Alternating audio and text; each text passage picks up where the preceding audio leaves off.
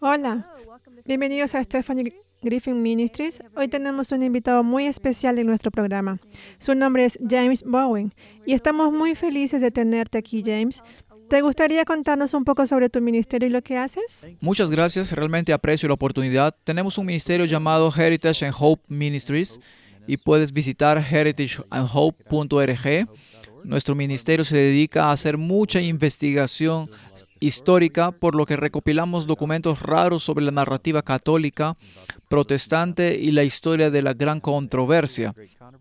También recopilamos información histórica y actualizaciones actuales sobre qué está pasando en nuestro mundo en relación con la profecía bíblica, específicamente sobre Apocalipsis 13 y 14, la crisis de la marca de la bestia, los mensajes de los tres ángeles. Se habla mucho de eso hoy en el mundo, hoy en día, y creemos que es realmente relevante para nuestro tiempo, así que sí, ese es el enfoque de lo que hemos estado tratando de hacer. Maravilloso. Bueno, es emocionante. ¿Cómo pueden las personas ponerse en contacto con usted si quieren hacerlo? Genial. Existe Heritage and Hope en Facebook. También tenemos un sitio web, heritageandhope.org, al que puede contactar con un enlace de contacto y enviarnos un mensaje. Esperamos ayudar a las personas en su búsqueda de la verdad. Hay un par de formas sencillas de comunicarse con nosotros en las redes sociales. Maravilloso. También pondré esos enlaces en los comentarios para futuras referencias. Hay una razón particular por la que me comuniqué contigo, James, para este programa. Acabo de terminar un programa con Leo Sagami, a quien puede que conozca o no, estoy segura de que sí, pero para nuestra audiencia, si no han visto este video, esta entrevista, los animo a que lo hagan. Está en el canal de mi ministerio, en la pestaña en vivo. Lo que hizo fue establecer la presencia jesuita. Fue entrenado por los jesuitas, fue iluminista, hizo todo tipo de cosas en esas sociedades secretas y ha salido y está escribiendo libros al respecto. Acaba de terminar su 12º libro. Fue entonces cuando me enteré de él y pensé, qué gran oportunidad para llegar más allá de la audiencia a la que suelo llegar. Entonces nos hizo una entrevista y de lo que hablamos fue básicamente establecer el hecho de que los jesuitas básicamente gobiernan casi todo lo que está sucediendo y que hay dos papas diferentes, básicamente tres. Me gustaría tu opinión sobre eso más tarde y luego lo que está sucediendo en la sociedad hoy en día, que está dirigida por los jesuitas, que es impulsada por los jesuitas. Ahora, queremos hablar de estas cosas, pero solo a la luz de la profecía bíblica. Y es por eso que te traje, porque tienes un profundo conocimiento de la profecía bíblica.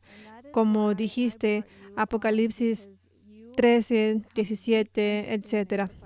Y estas son verdades importantes para nuestros tiempos. No es solo que los jesuitas existen y los jesuitas tienen una gran influencia en lo que está sucediendo, sino por qué es eso y qué necesitamos saber. Sabemos a quién necesitamos conocer, que es Jesucristo, pero necesitamos ser preparados para el fin de los tiempos y entender lo que estamos viviendo en estos tiempos. Tengo un versículo bíblico que pensé que serviría de trampolín para hoy. Sé que normalmente son versículos más oscuros, pero sentí que debido al contenido tal vez debería aligerarlo un poco y eso está en Daniel 10:21, donde dice, pero yo te declararé lo que está escrito en el libro de la verdad. Esto es lo que queremos hacer hoy, revelarles la verdad para que estemos preparados para el fin de los tiempos.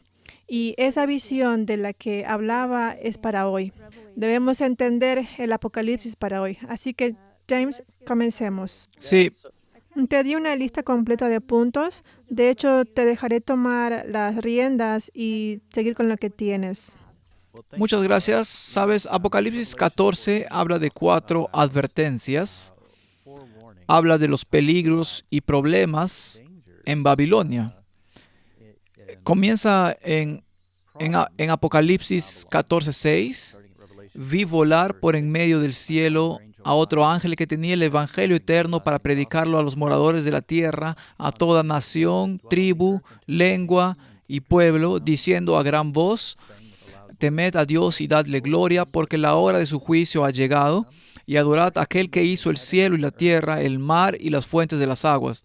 Otro ángel le siguió diciendo: ha caído Babilonia, la gran ciudad, porque ha hecho beber a todas las naciones del vino del furor de su fornicación. Y el tercer ángel lo siguió diciendo a gran voz: si alguno adora a la bestia y a su imagen y recibe la marca en su frente o en su mano, él también beberá del vino de la ira de Dios, que ha sido vaciado puro en el cáliz de su ira, y será atormentado con fuego y azufre delante de los santos ángeles y del Cordero. Y el humo de su tormento sube por los siglos de los siglos, y no tienen reposo de día ni de noche los que adoran a la bestia y a su imagen, ni nadie que recibe la marca de su nombre. Así que hay una advertencia aquí, una advertencia severa sobre Babilonia y sobre la marca de la bestia, y que se ha convertido en un albergue de todo espíritu inmundo y ave inmunda y aborrecible. Un gran contraste comparado con la pureza de la paloma. Vemos en el bautismo de Cristo al Espíritu Santo, este sistema lleno de espíritus inmundos, llenos de iniquidad contraria a la ley de Dios. Y entonces parte de la investigación de lo que he hecho es tratar de rastrear en Apocalipsis 14:12. Vemos un grupo de personas. Aquí está la paciencia de los santos, los que guardan los mandamientos de Dios y la fe de Jesús. Y entonces una de las cosas que nuestro ministerio ha tratado de hacer es rastrear la historia de aquellos que guardaron los mandamientos de Dios y tuvieron la fe de Jesús. Una de las maneras en que podemos ver esto a lo largo de la historia es en la señal de la obediencia o la señal de la verdadera adoración. ¿Y qué quiero decir con eso? Si vas a Éxodo 31:17, hay una señal que Dios estableció que sería eterna. Éxodo 31:17 dice: señales para siempre entre mí y los hijos de Israel, porque en 6 días hizo Jehová los cielos y la tierra, y en el 7º día cesó y reposó.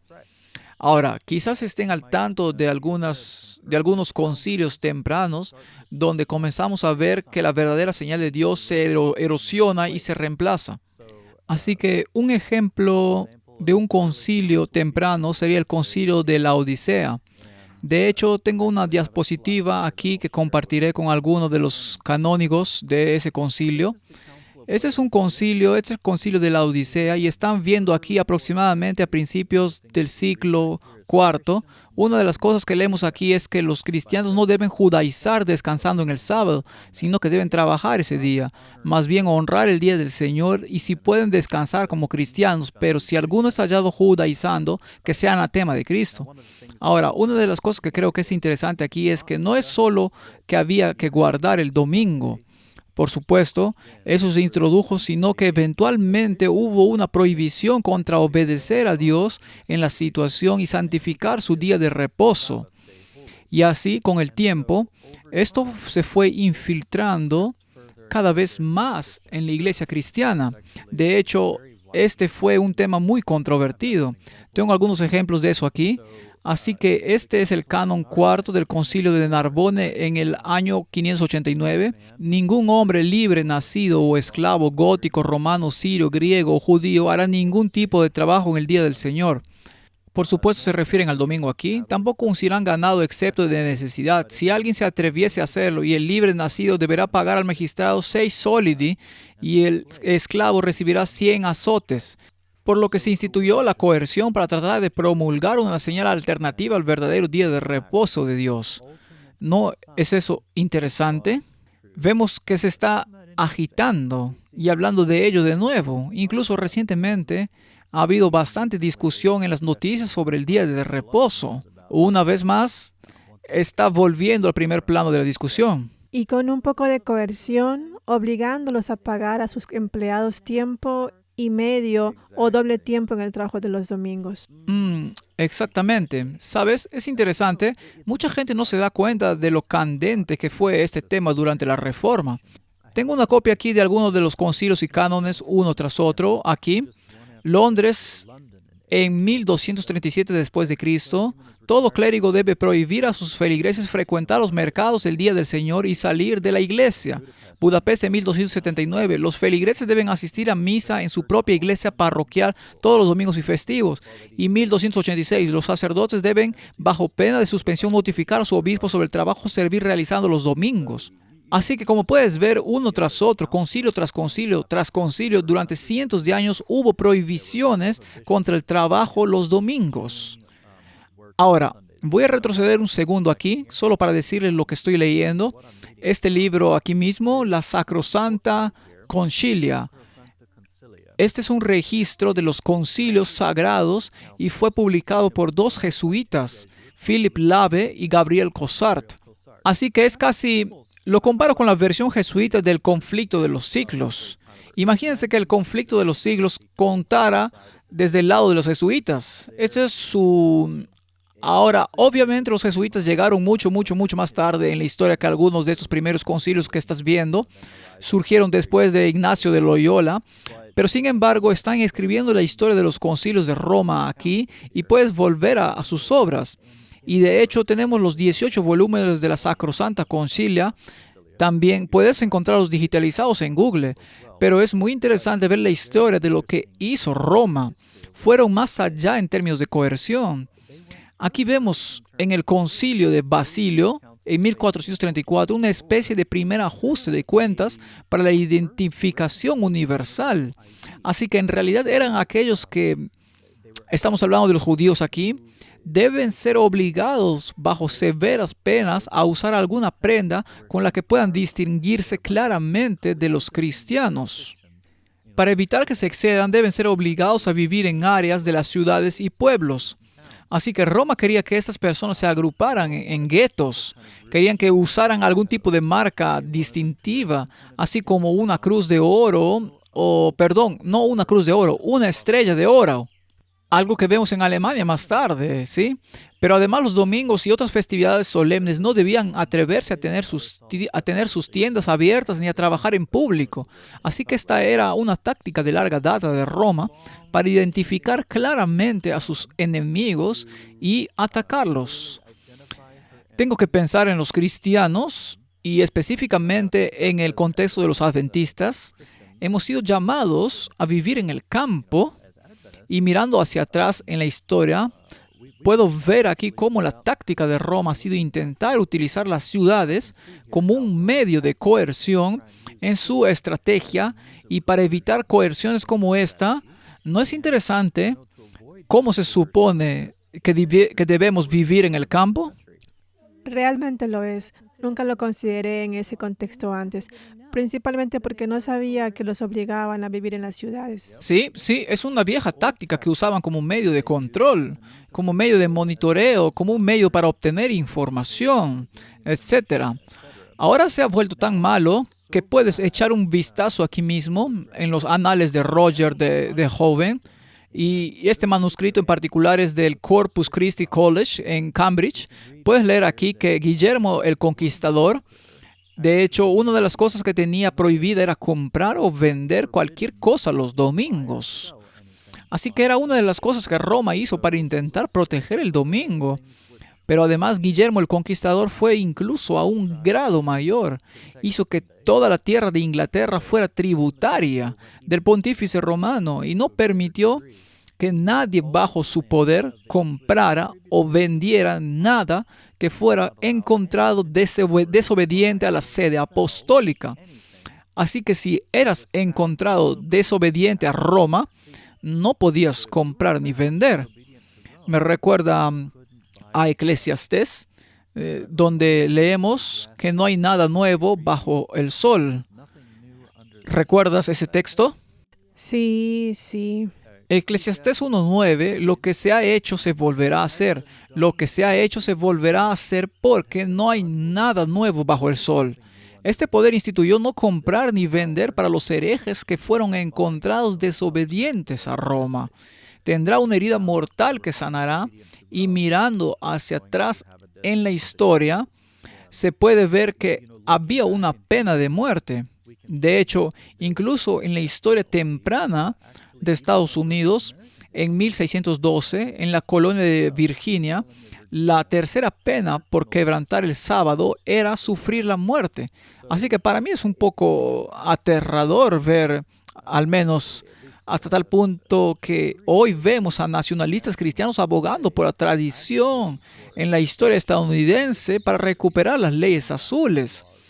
Porque una de las cosas con las que estas leyes azules estaban asociadas eran con sanciones muy severas.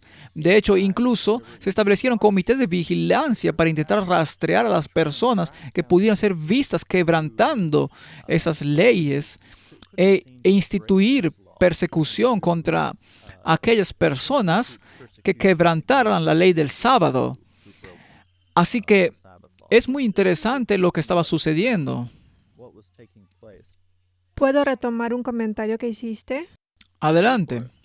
Mencionaste algo sobre que estaban siguiendo la tradición, ¿verdad? ¿Quién era la señora? Sé que usted sabe esto, así que no creo que lo esté poniendo en aprietos. ¿Quién era la señora que intentaba impulsar las leyes azules para la observancia del domingo o algo así en la escuela? De todos modos, ella estaba presionando mucho y el senador o quien quiera que la estuviera presionando le hacía preguntas, le preguntaba por qué y dónde. Y ella seguía volviendo a, bueno, no dijo tradición, pero esto es parte de nuestra historia. No puedo dar una respuesta bíblica. Dijo, oh, es parte de nuestra historia. Sí, así que creo que estás pensando en... Bueno, hay dos que me vienen a la mente. ¿Estás pensando en Sylvia Allen en el pasado o la reciente discusión en Texas, cierto? Creo que es reciente, sí. Sí, la reciente de Texas, sí. No recuerdo su nombre específicamente. No creo que el nombre del representante era Talarico, ¿verdad? Sí, en Texas, James Talarico, en Texas, él fue quien discutió el domingo o los 10 mandamientos, pero no recuerdo su nombre específicamente. Solo que históricamente fuimos fundados en esto. Ella nunca pudo ir a la Biblia y dar una respuesta bíblica que se le estaba pidiendo. Candy Noble. Candy Noble, el representante de James Talarico, demócrata de Austin, y la representante Candy Noble, republicana. Así que hay un video de eso en línea, pero sabes que está muy basado en la tradición. Y de hecho, una de las evidencias de eso es que si vamos al concilio de Trento, puedes ver aquí mismo que hubo una gran discusión en Roma porque los protestantes habían traído un gran desafío a Roma. El desafío era, basamos nuestras creencias en solo la Escritura. Sola la Escritura. Era el clamor y Roma tenía que contrarrestar eso, y la forma en que lo hizo en el Consejo de Trento fue realmente decir, todos estos protestantes que guardan el domingo no son en realidad solo Escritura. En realidad si guardan el domingo, en realidad reconocen nuestra autoridad, porque después de todo, el domingo era evidencia, según Roma, evidencia de su capacidad para cambiar y alterar la ley de Dios. Así que arguyó que si ella pudiera probar eso, entonces los protestantes básicamente no eran más que rebeldes. En realidad no eran lo que decían ser, que eran creyentes de la sola Escritura.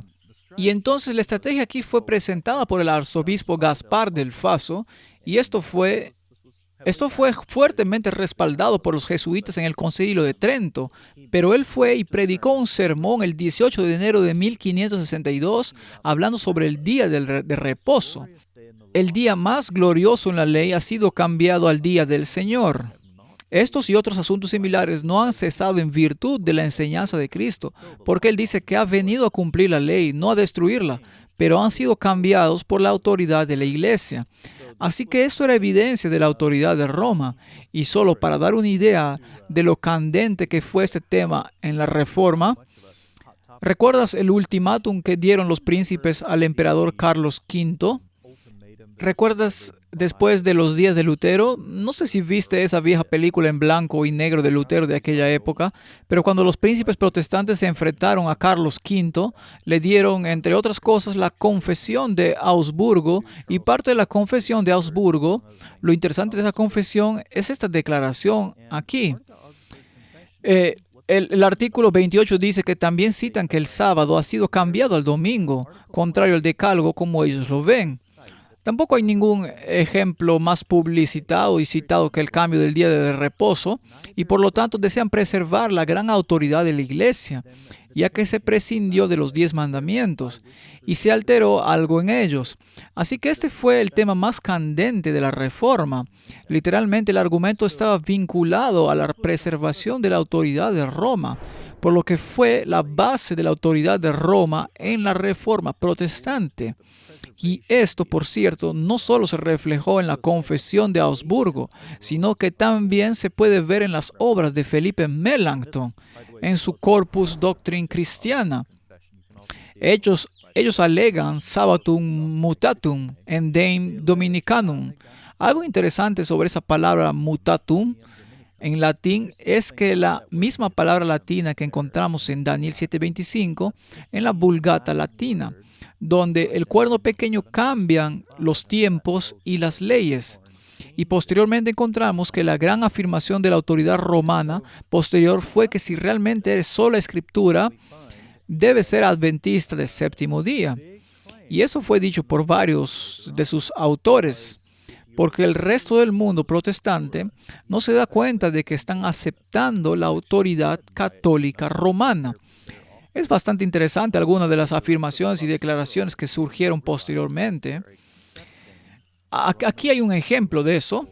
Nuestro visitante dominical en Omaha, Nebraska, dijo que la mentalidad protestante no parece darse cuenta de que al aceptar la Biblia, al observar el domingo y celebrar la Navidad y la Pascua, aceptan la autoridad del portavoz de la Iglesia, el Papa.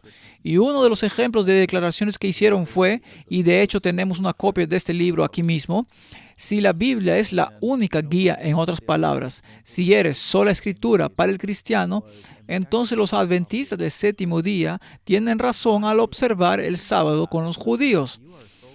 Ahora tenemos algunas imágenes de ese libro. Y una de las cosas que me parece interesante es que continúan afirmando en los tiempos apostólicos, dicen que la Iglesia Católica estableció el domingo como día de descanso para honrar la resurrección de nuestro Señor en ese día y para distinguir claramente al judío del cristiano. ¿No es tan interesante el lenguaje que usan para distinguir claramente? Se remonta mucho al lenguaje que encontramos en Apocalipsis al hablar sobre marcar. Porque aquí hay otros ejemplos de algunas de las declaraciones que hicieron. El domingo es una institución católica y sus afirmaciones de observancia solo se pueden defender con principios católicos. De principio a fin de las Escrituras, no hay un solo pasaje que justifique la transferencia del culto público semanal del último día de la semana al primero. Tenemos... ¿Sí? Lo siento, es tan claro y la gente todavía no piensa mucho en ello cuando lo lee. Sí, y puedes ver la lógica del Concilio de Trento filtrando. La gente piensa que la Escritura debería ser la única autoridad, sola Escritura. En otras palabras, debía convertirse lógicamente en adventistas del séptimo día y santificar el sábado. Los adventistas del séptimo día tienen razón al acusar a otros protestantes de inconsistencia que hablan de cualquier obligación de la observancia del domingo mientras rechazan la autoridad de la Iglesia Católica. Y este argumento aquí es fundamental para el Concilio de Trento. Este fue precisamente ese argumento el 18 de enero de 1562, donde hablaban de las inconsistencias de los protestantes y de que el sábado no fue cambiado por la autoridad de Cristo, sino sobre la autoridad de la Iglesia. Y por eso es muy interesante cómo esto ha establecido el conflicto final, como podemos ver en la profecía bíblica. Hay algunas declaraciones adicionales, por ejemplo, de Juan Pablo II, donde la asamblea dominical es el lugar privilegiado de unidad. Es el escenario para la celebración del Sacramentum Unitas, que marca profundamente a la Iglesia como un pueblo reunido. Y así sucesivamente se puede ver en el catecismo aquí mismo El pan bendito es un pan santificado que se distribuye en la misa dominical como una marca y la observancia de la misa dominical se convirtió en una marca de un católico practicante. Sin embargo, lo que es interesante es la antigüedad de los protestantes que reconocen la conexión de la marca signo. ¿Qué antigüedad crees que tiene la comprensión de la marca o señal conectada con el día de reposo? Al menos en la historia protestante. Apocalipsis está conectado en Apocalipsis cuando Juan estaba vivo. Sí, eso es muy cierto. Desde muy atrás, por supuesto, pero en la historia protestante, una de las cosas que me sorprendió que volviéramos a 1530, en realidad incluso en el entendimiento anabaptista, dame un segundo para retroceder. Vamos a retroceder aquí a través de Lutero. Estoy retrocediendo históricamente mis notas para... veamos, aquí vamos. Este es Andreas Fischer. Este manuscrito en particular es de Valentin Kraut, que era un católico romano, pero responde a Andreas Fischer y habla de los argumentos de Fischer.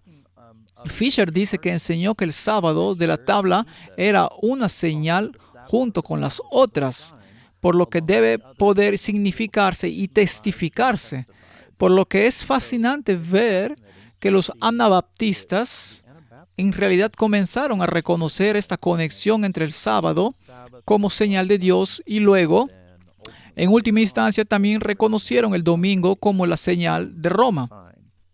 ¿Puede explicarlo rápidamente y simplemente anabaptista versus bautista? Los anabaptistas eran los que usaban la palabra ana, que significaba añadir o adicional. Por ejemplo, eran conocidos por bautizar de nuevo, y la razón de esto es que comenzaron a comprender que la fe salvífica debía preceder al bautismo. En otras palabras, debes creer y luego ser bautizado. Porque si te bautizaban sin tu consentimiento como un bebé, no valía nada. Y lo que sucedió es que tenían a sus bebés que podrían haber sido bautizados por la iglesia romana y los bautizaban de nuevo. Así que los anabaptistas bautizarían de nuevo porque se dieron cuenta de que, esperen, realmente necesitan crecer. Así que si pueden imaginar ese principio de necesitar dar su consentimiento, necesitar dar vuelta en U y creer, estas personas eran muy partidarios de la libertad religiosa y porque va de la mano. Si tienen que dar su consentimiento. Si necesitas arrepentirte y ser bautizado, entonces hay un elemento de consentimiento ahí, un elemento de libre albedrío, y entonces pueden ver que ese principio se desarrolló más adelante en su pensamiento. Así que eran muy partidarios de la libertad religiosa. Gracias. Lo cual está en marcado contraste con el catolicismo romano, que los rocía como bebés, ahora son católicos sin opción.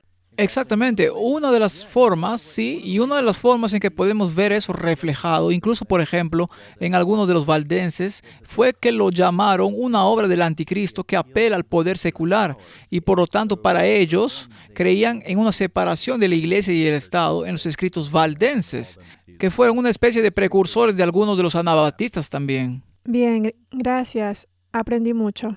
Una cosa que desarrollaré aquí es esta comprensión de la conexión con la marca de la bestia, aquí en la discusión del sábado, y podemos ver cómo esto ocurrió más tarde. Por ejemplo, aquí hay un trabajo de John Lavington, y puedes ver aquí mismo que leemos en Apocalipsis 14 sobre una doble marca de distinción. Algunos tenían la marca de Dios y del Cordero en sus frentes, otros la marca y la insignia del anticristo. Es decir, alguna señal pública por la cual se sabía a quién pertenecían. Ahora, Dios dice aquí que Él haría que la debida santificación del sábado fuera su marca e insignia o señal por la cual se pudiera saber si alguien le pertenece o no. Ahora, esta idea fue copiada por otros. Se puede ver a Peter Chamberlain, un médico de la corte que le escribía al arzobispo Sheldon sobre los pequeños cuernos triples coronados. Entonces, estaba hablando de Daniel 7:25, una vez más haciendo la conexión entre el cambio de los tiempos y las leyes, que al ser descubierto cuáles tiempos y leyes son. Buenos consejos que se pueden tomar de aquellos ángeles que se aparecieron al amado discípulo Juan y para borrar y escapar de la marca de la bestia y regresar a la observancia de las leyes de Dios. Así que el amado discípulo Juan, esos son los mensajes de los 3 ángeles que acabamos de leer. Y Thomas Tillam, otro que pensó de manera similar, el cambiador de los tiempos y las leyes, dice qué acusación recae sobre Cristo en otras palabras. Cristo cambió su propia ley, que es la presunción apropiada del anticristo. ¿No es esta la marca de la ramera para cambiar los tiempos de los santos? Y habla sobre la gloriosa conquista cristiana sobre esa marca de la bestia y la recuperación de largamente despreciado séptimo día a su antigua gloria. Hola, gracias por ver. Si te gusta lo que estás aprendiendo, dale me gusta. Si aún no te has suscrito, suscríbete. ¿Qué te impide hacerlo? Si quieres compartir esto con alguien a quien le pueda interesar este contenido, hazlo también. Si tienes un tema que quieras que se trate, ponlo en los comentarios. Tenemos más que explorar. Gracias de nuevo y que tengas un buen día. Le siguió George Carlo, que lo llamó la marca de la ramera Babilonia. Y puedes ver otras diapositivas, tengo muchas más. No las repasaré todas, pero la observancia de un día cada 7 debía ser una señal, marca o insignia de que reconocían y adoraban a ese único Dios que hizo el cielo y la tierra. ¿Podrías explicar de nuevo de forma muy sencilla la triple corona? Puede que haya quienes no entiendan la triple corona y a quién o qué representa. Sí, es una buena pregunta. La triple corona, tienes un ejemplo aquí, también se conoce como Tri-Regnum, lo llaman Tri-Regnum. En realidad se remonta incluso a las enciclopedias católicas, reconocen su origen persa, pero quienes estudian arqueología, de hecho, si van a algunos museos, pueden ver que se remonta a Siria o Babilonia, y específicamente, si quieres buscar algunos ejemplos, puedes buscar las estelas de Saradén o la cuenca de Asur, por ejemplo. Era como reconocer la autoridad en el cielo, la tierra y en el inframundo, o el cielo, la tierra y debajo de la tierra.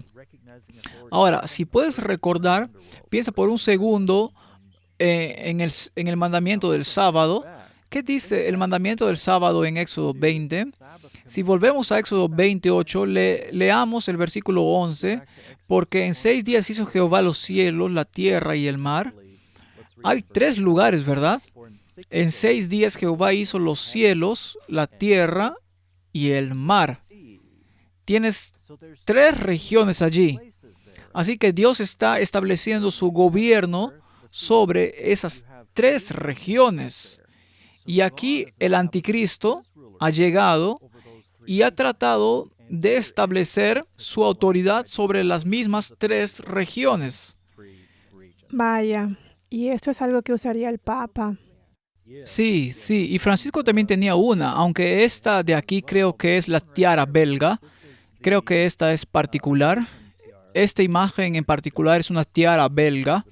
Voy a ampliar esta imagen aquí solo un poquito, pero puedes encontrarla en línea, y una de las cosas que tiene inscritas es Vicarius Christi Interaum, que significa el Vicarius de Cristo en la tierra. Y creo que Regnum es como reina. Creo que si recuerdo correctamente, pero de todos modos, lo interesante de eso es Vicarius Christi. Si vas a Levíticos 24:18 en latín, el que degüella un animal le dará vida por vida y lo hará bueno, vida por vida. Para hacerlo bueno es vicarium, pero vida por vida. Cuando miras la Septuaginta, por ejemplo, encontrarás la palabra anti. Y lo interesante es que el sustituto de vicarium o anti, así que lo que intento decir aquí es Vicarius Christi en latín, anticristo en griego. Así que básicamente está literalmente anticristo inscrito justo en el frente de esa tiara. Vaya, y eso está en la de Bélgica. ¿Está inscrito en todas de la misma manera? No en todas, no. La tiara belga tiene inscrito Vicarius Christi. Y si vas a Wikipedia y quieres ver un primer plano, puedes ir a Wikipedia para Vicarius Filii Dei. Y puedes ver una gran ampliación con estas palabras encerradas en un círculo en la tiara belga. Hay muchas otras tiaras para los papas, pero no en todas han sido fotografiadas. Así que no existen fotografías de todas las tiaras que hay. Así que hay muchas más que puede que no sepamos sobre alguno de estos, y algunos de ellos han sido presenciados por personas en épocas en las que no eran tan fácil sacar rápidamente tu teléfono y tomar una foto. Así que ha habido informes de que otros con diferentes inscripciones en ellos, pero puede que no lo sepamos hasta que, ¿sabes? Más tarde, ¿qué es exactamente lo que tenían en todos ellos? Esto me deja atónita. Y ser tan audaz de nuevo es ponerlo en esta corona y la corona que va en la cabeza. El anticristo está en la cabeza. Son nuestras mentes. Las decisiones que tomamos nos llevarán a adorar al anticristo o a adorar al único Dios verdadero. Y para mí simplemente me sorprende con todos los diferentes paralelismos que están surgiendo. Así que no tenemos ninguna razón para no elegir claramente cuando estudiamos. Sí, es fascinante. Aquí hay un ejemplo más de esas obras históricas protestantes. El sábado siendo así una señal, una marca o insignia para reconocer a Dios como su Dios. Si lo piensas en cierto sentido, realmente está estableciendo a quién sigues. ¿Descansas en Cristo por la obediencia a Él en el día que es santificado? ¿Es Cristo quien te santifica o eres santificado por las obras del hombre? Y realmente sus argumentos a favor del domingo era que esto fue establecido por la tradición, es decir, por el hombre. Y Cristo mismo advirtió que con su tradición han invalidado la ley de Dios. ¿No es interesante que así como los judíos apóstatas intentaron matar al Señor del sábado, Roma también ha intentado a lo largo de la historia perseguir a quienes guardan el sábado de Dios? A veces oigo decir a la gente, bueno, pero los judíos fueron quienes guardaron el sábado, o Cristo lo quebrantó, o lo que sea, al sanar ese día. Pero el diablo le encanta cambiar las cosas. ¿No es interesante que los judíos fueran quienes planearon asesinar en sábado a quien intentaba traer descanso a la gente, sanarlos de sus enfermedades, traerles el descanso sabático? Es muy interesante cómo el diablo ha intentado darle la vuelta a esa narrativa para que la gente obedezca lo que el hombre ha intentado blasfemar como sustituto de la ley de Dios. Así que vemos mucho de lo que ha sucedido con la coerción a lo largo de los años. Hubo mártires, de hecho, muchos mártires del séptimo día, el sábado. Uno de ellos fue, de hecho, este es un ejemplo aquí mismo, Bárbara Frontiers. Y puedes ver esto en el espejo del mártir, que se daba comúnmente como regalo de bodas en ciertas comunidades menonitas o amish. En cuanto a la señora, no tenía nada que decir sobre el domingo y los días festivos. Dijo que Dios había ordenado descansar el séptimo día. En esto aceptó que era su deseo, con la ayuda y la gracia de Dios, permanecer y morir como estaba, porque era la verdadera fe y el camino correcto en Cristo. Ahora, ella no estaba sola. Estaba Christina Tulling-Gering con respecto a los días santos y los domingos. Dijo que en 6 días el Señor hizo el mundo y en el séptimo día descansó. Los otros días santos han sido instituidos por papas, cardenales y arzobispos. Y entonces Dios ha tenido testigos fieles y verdaderos que se han mantenido firmes en la verdad a lo largo de los siglos. Amén. Y eran tan jóvenes. Sí, es interesante también algo de la historia que Roma ha tratado de ocultar. Esta obra aquí, todas las copias fueron quemadas, excepto una. Esta era la obra de John Oxford, la doctrina del cuarto mandamiento, deformada por el papado. Y solo quedaba una copia en todo el mundo, en Christ Church. Me comunicó con la biblioteca de Christ Church, pedí que la digitalizaran. Puedes ver aquí la historia completa de Inglaterra, en realidad detallando la ley del Parlamento, que esta obra era. Cito, errónea, escandalosa y profana, por lo que todas las copias debían ser quemadas. El hombre fue encarcelado, pero aún así hemos conseguido y logramos digitalizar la última copia. Todo está digitalizado ahora y ahora es un audiolibro en YouTube, así que alabo a Dios que libros como este que casi fueron quemados hasta el último hayan sobrevivido y ahora están testificando una vez más en YouTube y la verdad sigue adelante. Así que ahora, ¿cuál es la relevancia de todo esto hoy? Creo que esa es quizás la pregunta en la mente de mucha gente. Y no sé si querías ir allí todavía, o si tenías alguna pregunta al respecto. Estoy pasivamente con tus diapositivas. Lo que sea que quieras enseñarnos. Seguro. Entonces, las imágenes de estas diapositivas son todas capturas de pantallas reales. Normalmente las publico como una especie de memes, por así decirlo, en las redes sociales junto con los enlaces para que las personas los vean por sí mismas, y los fondos generalmente son generados artificialmente. Así que solo para proporcionar un poco de ilustración digital, la imagen de fondo es una ilustración digital, pero todas estas son capturas de pantallas reales de los libros, y de hecho tenemos copias reales de varios de los libros que mostramos algunas de estas piezas de historia.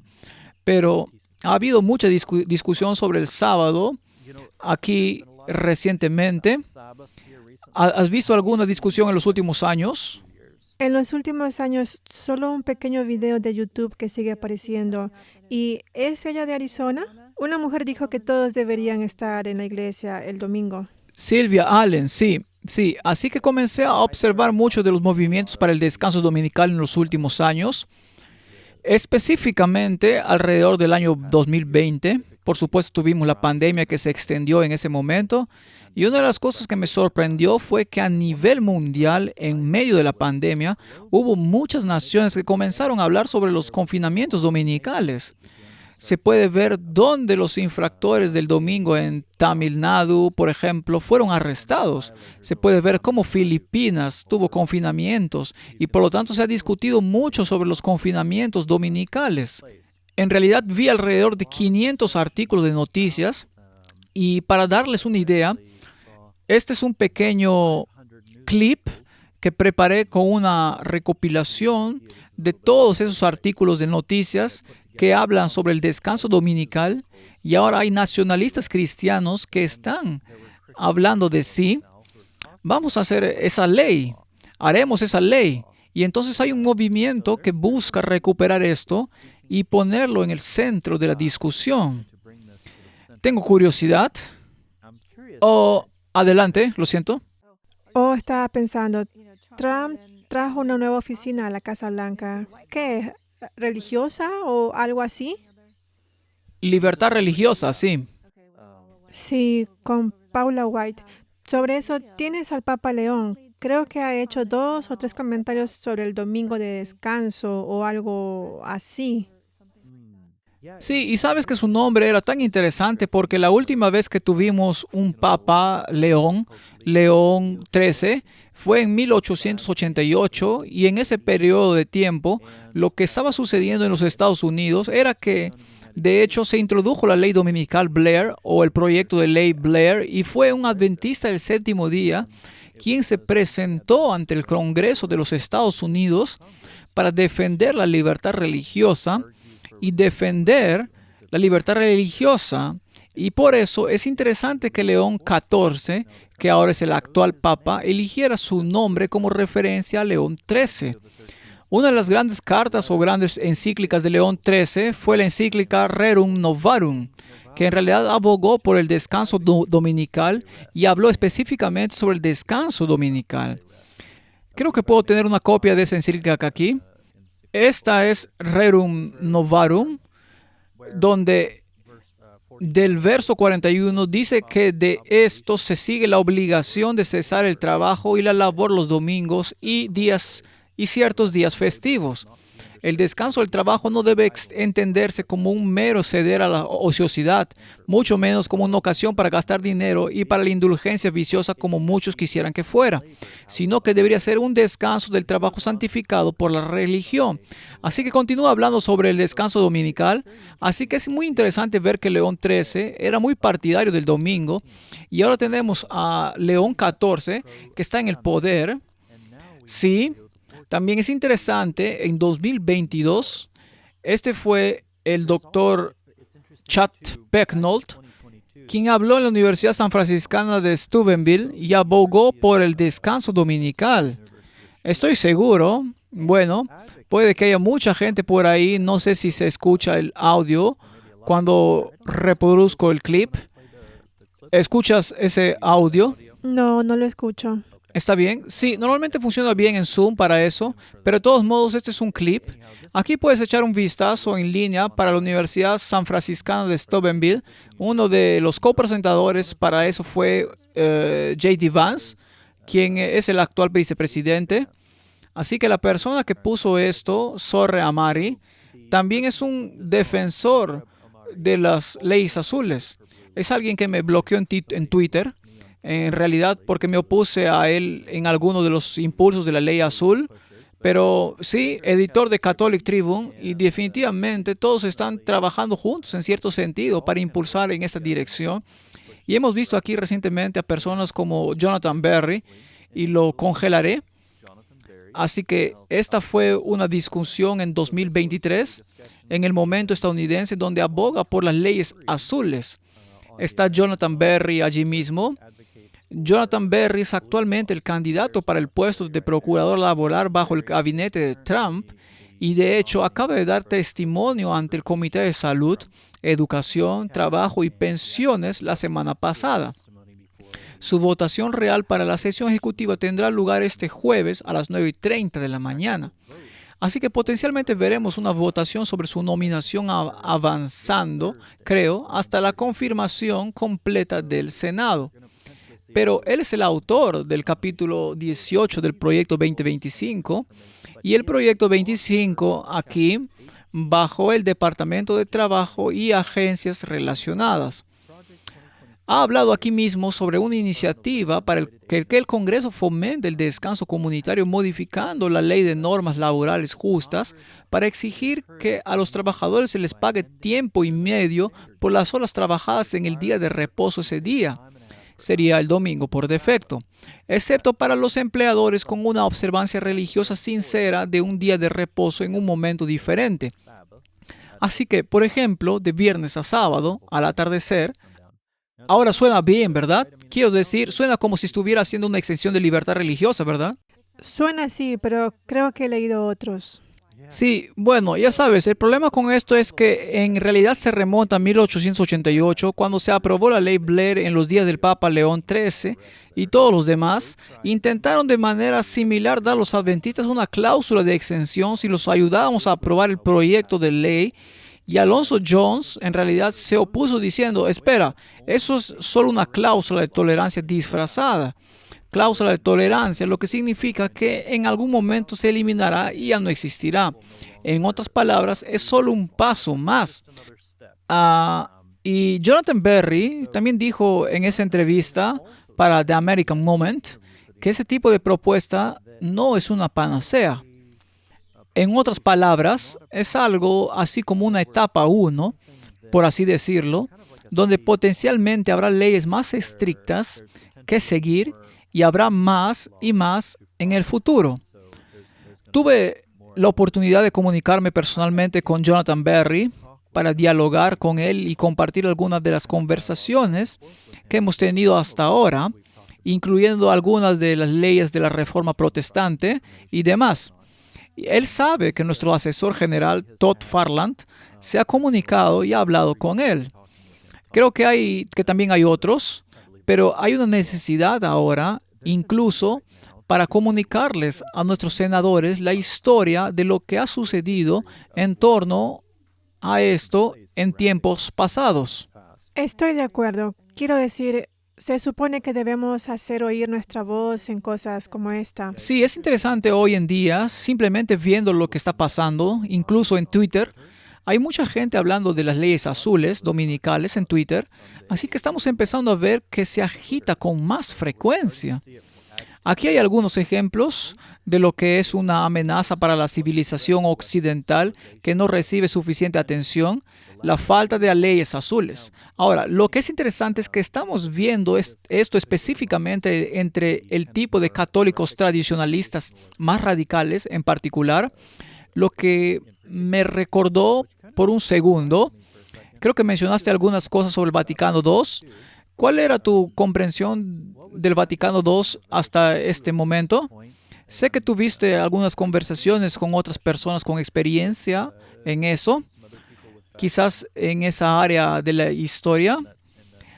¿Cuáles fueron algunas de las cosas que aprendiste sobre el Vaticano II? Bueno, mi experiencia con el Vaticano II proviene de un punto de vista ecuménico porque estuve involucrada en los ejercicios espirituales de Loyola y la formación espiritual y en la iglesia emergente, así que lo estudié desde esa perspectiva y básicamente no fue un cambio en la doctrina, sino una suavización del lenguaje como hermanos separados para traer a las ovejas de vuelta al redil. Algo así como crear proyectos conjuntos con otras denominaciones para que luego pudieran crear estas relaciones y uniones y luego tener esa influencia doctrinal al final. Así que realmente no lo he visto desde otra perspectiva. Así que lo que aportarías sería muy, muy fresco. Bueno, en mi lectura para el Vaticano II salieron a la luz un par de cosas interesantes. Por ejemplo, la Dignitatis Humana era uno de los grandes documentos que se presentaron que se suponía representaba un gran avance hacia la libertad religiosa. Y sé que mucha gente ha leído Dignitatis Humana y ha pensado, bueno, esto parece un documento realmente bueno. El problema, sin embargo, es que si leo algunas de las declaraciones clave sobre la libertad religiosa, las leeré directamente de esta declaración en particular y pueden encontrarla en el sitio web del Vaticano. El Concilio Vaticano declara que la persona humana tiene derecho a la libertad religiosa. Esta libertad significa que todos los hombres deben ser inmunes a la coerción por parte de individuos, grupos sociales o cualquier poder humano, de tal manera que nadie debe ser obligado a actuar de manera contraria a sus propias creencias, ya sea en privado o en público, solo o en asociación con otros, dentro de los límites debidos. Ahora, la pregunta que debo hacerme es, ¿quién establece los límites debidos? Si no quieren que nadie más los coaccione para que puedan coaccionar. Exactamente, exactamente. Es Roma quien ha reivindicado durante los siglos la capacidad de establecer esos límites ella misma. Ella es la que lleva esa triple corona que afirma tener autoridad para establecer esos límites. Y, ¿sabes? Los aspectos preocupantes, si miro el tipo de cultura católica que está sucediendo hoy en día, ha habido un retroceso significativo al Vaticano II dentro de algunos círculos. Por ejemplo, la FSSP, ex Sociedad de San Pío, o puedes ver algunos de los tradicionalistas radicales, y un excelente ejemplo de eso es algo así como recientemente extinto, pero todavía creo que desde la perspectiva ideológica, una iglesia militante viva, era un canal de Detroit publicado por Michael Boris, y eran conocidos por ser muy radicalmente tradicionalistas en su mentalidad y retórica. Pero una de las cosas que plantearon fueron los peligros de la libertad religiosa, que la veían como una serpiente enroscada, remontándose mucho, por ejemplo, al Miros de Gregorio o a la Coantura, por ejemplo, cuando la libertad religiosa era llamada una plaga, una libertad constitucional o libertad individual constituida, específicamente en Quanta Cura, referida como una locura, que tienes derechos personales a la conciencia, y entonces hay resistencia dentro de esos tradicionalistas que para mí todo lo que buscan es llegar al poder. Una vez que lleguen al poder no van a tener ningún problema en instituir leyes que violen conciencia, porque para ellos entienden y reconocen o rechazan abiertamente el Vaticano. 2. Si ellos lo entienden como en algún sentido establecer la libertad, o reconocerán mucho el lenguaje dentro del Vaticano II, con la excepción de cláusulas como esa, como un medio para decir, bueno, nosotros somos los que establecemos los límites debidos, por lo tanto, podemos violar la conciencia. Así que la puerta está abierta allí, en lo que a ellos respecta, para entrar y legislar el poder. Vaya, entonces, ¿dónde? Quiero decir, ¿qué le decimos a alguien que acaba de aprender todo esto? ¿Qué le decimos a alguien que es católico y ve esto por primera vez? ¿O a un protestante que ve el sábado por primera vez? Sí, sabes, es algo que tenemos algunas diapositivas que se remontan a la historia del sábado con cientos de documentos diferentes que detallan la historia. Y por supuesto, puede ser un poco abrumador. Escucha sobre toda la persecución, todos los planes oscuros que Roma ha tenido durante mucho tiempo. Y creo que para algunas personas puede ser muy aterrador. Puede ser una especie de... ¿Cómo respondemos a esto? Hay un poder que está dispuesto a perseguir y lo ha hecho en el pasado y está ganando poder de nuevo. ¿Qué hacemos? Y la respuesta, creo, que proporciona paz, que proporciona esperanza, es volver atrás y buscar en el Evangelio, estudiando el mensaje del Evangelio sobre cómo Cristo ha guiado en el pasado. Vemos ejemplos a lo largo de la historia de aquellos que defendieron la verdad. Piensa en David enfrentándose a Goliat. Todo Israel tenía miedo. Tenían miedo cuando vieron venir a este gigante y sin embargo, David sabía que tenía una relación con Dios, que podía enfrentar a ese gigante y ponerse de pie en nombre de Dios en esa batalla y así sucesivamente. Los protestantes tienen una larga historia que lidiar con la persecución en el papado, pero reflejando el carácter de Cristo. Una de las historias que nos encanta contar es la de un anabaptista que rechazó el bautismo infantil llamado Dirk Williams. Estaba cruzando un río congelado intentando escapar de sus progenitores y el hielo se rompió. El guardia que los perseguía cayó y se estaba ahogando. Regresó y sacó a ese perseguidor, aunque luego fue recapturado y enviado a la hoguera. Regresó y salvó al mismo hombre que lo perseguía. Creo que es muy importante que al enfrentar esos tiempos y ante los poderes que buscan perseguirnos, nos aseguremos de reflejar el amor de Cristo. Debemos cuidar de estas personas dando la verdad, pero también dándola con amor y tratando de alcanzar a quienes podemos. Amén. Eso fue muy bien dicho. Quiero volver al versículo que mencionaste cuando comenzamos, Apocalipsis 14, básicamente 6:12. Los mensajes de los tres ángeles. Apocalipsis 18 nos dice, salid de ella, pueblo mío. Dios tiene un pueblo en estas iglesias, en estas sociedades secretas, en estas otras religiones. Sin embargo, ignora nuestra ignorancia, pero luego quiere que lo adoremos en espíritu y en verdad. Y cuando descubrimos la verdad, ese es un llamado. Apocalipsis 14:12 dice en línea con lo que acabas de compartir.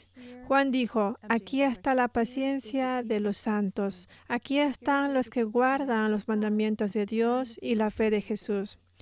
La paciencia de los santos. Solo alguien que ha entregado su corazón al Señor en perfecta paz y confianza podría regresar y sacar a su perseguidor de las frías aguas que lo ahogaban.